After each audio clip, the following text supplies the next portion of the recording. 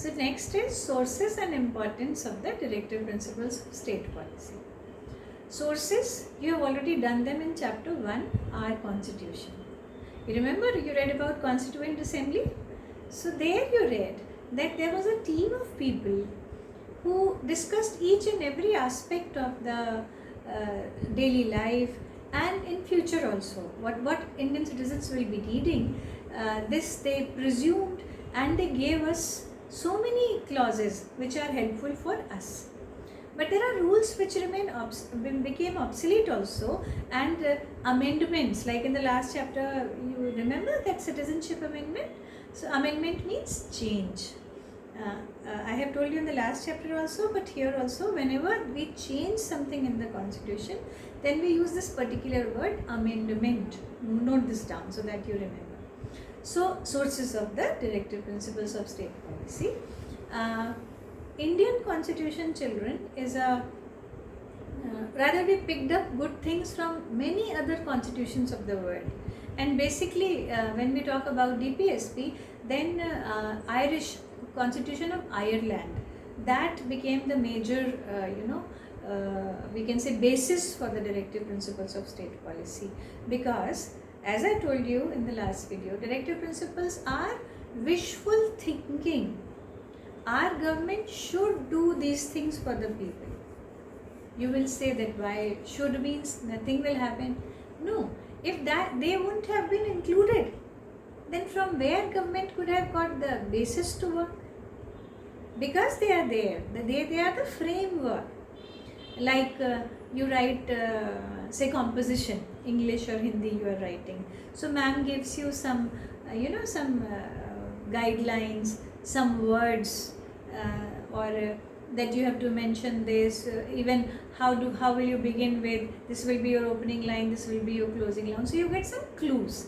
Similarly, directive principles of state policies are hence clues for the government to go forward. So mainly, please underline, we are on page 138 as per the old book, Constitution of Irish Republic, which contains the principles of social policy of guidance or legislature.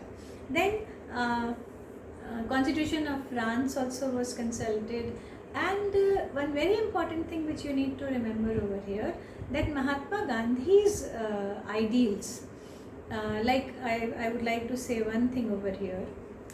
Many a times he used to say, whenever you decide something, you need to keep in mind the poorest of the poor person of the country.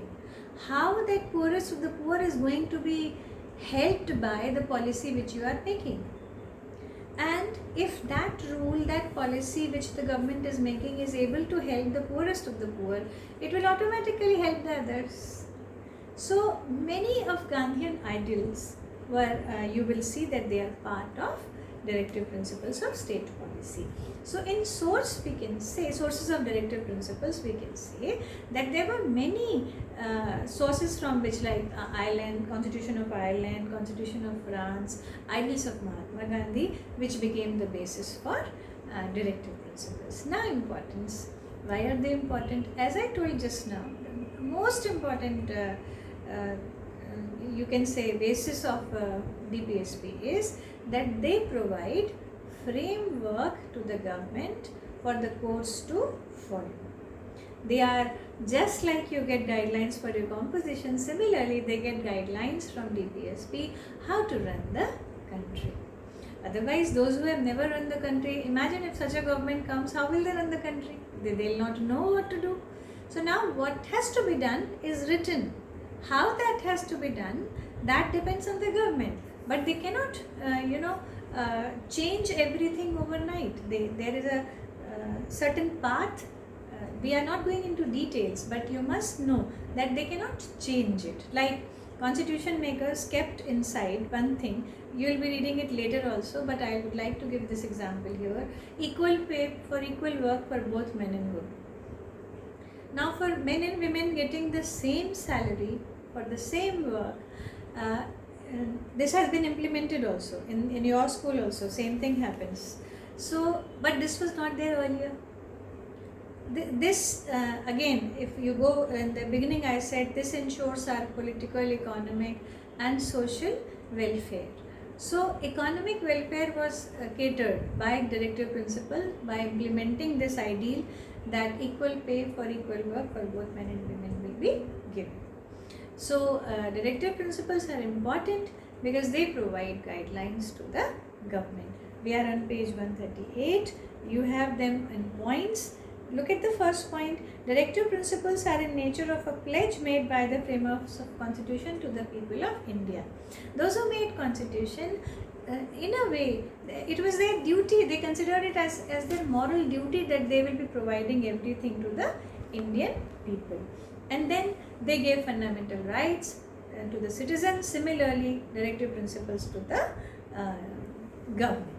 And as I said in the beginning, I am repeating this sentence very often. You will see that they provide guidelines to the government. But if certain people in the government or government itself, they try to behave in a weird manner or in a different manner, they try to take away something which should not be, then these directive principles become the yardstick. Others, those who are not part of the government but they are our legislatures, they can object on it that this is going against the wishes of the constitution. You might have read, now you are grown up children, in the newspaper or heard on the news that this government is violating the spirit of constitution. So they have every right to raise their voice. Now imagine, they wouldn't have raised their voice, wouldn't have been able to raise their voice if these directive principles were not there. So they are very important to us as far as welfare of the country is considered. Now we come to one very important part in the importance and come to page 139, though this doesn't frame part of your course, but you should know this. First column, last 3 lines. Point number 8. Pick up your pencil. The 42nd Amendment Act 1976 provide that if a law is made to give effect to any of the directive principles, it will not be declared unconstitutional, even if it takes away any of the rights under Articles 14, 19 and 31. This is very important. How? 4th line, underline. It also makes it clear that in case of any conflict between directive principles and fundamental, the former shall prevail. This is very important. Let's read it again. In case of any conflict between the directive principles and the fundamental rights, the former shall prevail. Fundamental rights are for citizens, children, you know very well. We talk about a person or a group of persons. But when we talk about directive principles, we are talking about the whole country. So, welfare of a larger group will be preferred over a welfare of a small group or a person. So, remember, whenever there will be a conflict between fundamental rights and directive principles, the former will prevail. So, next video we will talk about welfare state.